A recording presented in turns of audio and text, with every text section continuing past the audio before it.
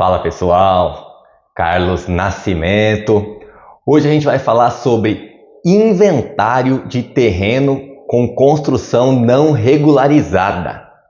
Sabe aquele imóvel que a pessoa falecida deixou e a hora que vai no cartório para buscar o documento, consta lá apenas um terreno, mas na verdade é o imóvel onde ela morava, tem uma casa lá de 300 metros quadrados edificada? É sobre isso que a gente vai falar, explicar como fazer de forma simples, descomplicada e sem juridiquês. Vambora! Existem dois entendimentos a esse respeito, tá? Um diz o seguinte, é perfeitamente possível fazer um inventário e depois, em outro momento, fazer constar essa construção. Então, você inventaria simplesmente o terreno, certo? E no futuro, você faz a averbação, dizendo que existe uma construção. Outro entendimento diz o seguinte, não é possível fazer o inventário somente do terreno. Vai ter que fazer constar a edificação que existe, de fato, sobre esse terreno, para depois, então, se promover o inventário.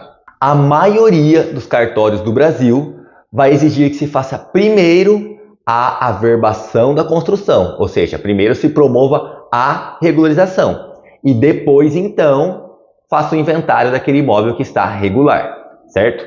Se você não sabe como é feita essa regularização, como se faz constar a construção no terreno, tem um vídeo no canal falando sobre isso, vou deixar na descrição. Bom, vamos a um exemplo do porquê não seria legal, ainda que em alguns cartórios seja permitido, fazer o inventário sem antes fazer a regularização. Imagina que os herdeiros foram lá, fizeram o inventário sem promover a regularização. Por quê? Isso torna o inventário, via de regra, mais barato, tá bom?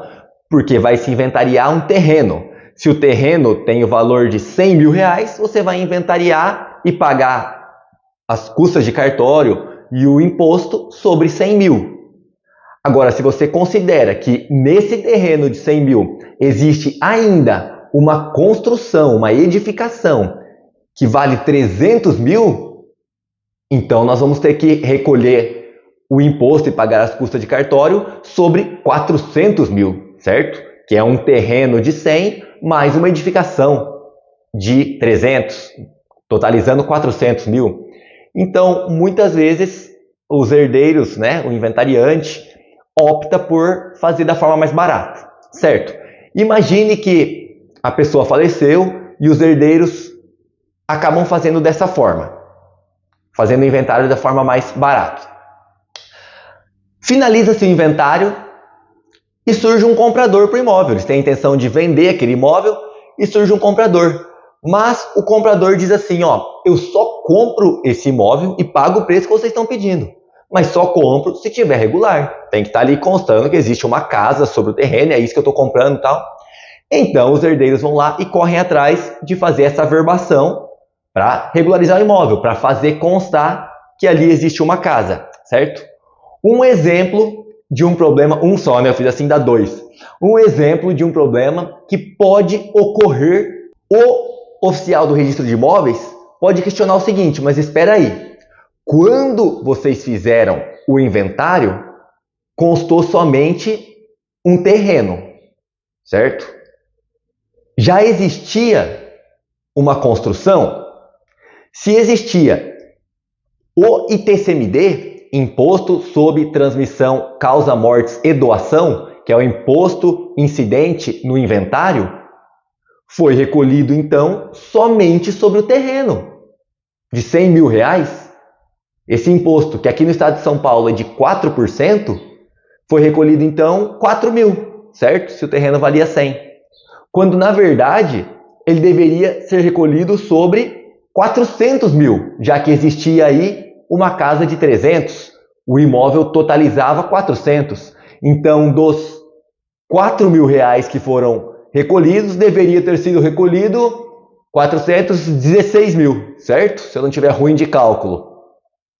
E daí pode-se dar pano para manga. tá? E até resolver isso, será que o comprador ainda vai estar interessado em comprar o imóvel? Então, por isso que eu sempre aconselho fazer da forma correta, tá bom? Sempre aconselho fazer da forma que tende a gerar menos dor de cabeça no futuro. Porque regularização de imóvel é uma coisa que pode ser complexa. Então, vamos fazer da forma que torne isso o menos complexo possível. Porque senão pode-se precisar regularizar às pressas e acabar perdendo oportunidades, num caso de venda, por exemplo. Então, sempre aconselho os meus clientes a fazer da forma correta. Ah, mas não dá para dar um jeitinho? Eu sempre digo, ó, há casos que sim, é possível dar jeitinho, mas eu não faço dessa forma, tá? Eu, nos meus casos, não gosto de jeitinho. Eu gosto de trabalhar de forma correta, tá bom? Porque eu sei que eu estou dando mais segurança para o meu cliente. Eu sei que quando se planta coisas boas, se colhe coisas boas. É bíblico, acontece, é real. Se você puder, deixa seu like, comenta nos vídeos, se inscreve no canal para que você não perca os próximos vídeos que serão lançados. Um grande abraço, Deus abençoe você.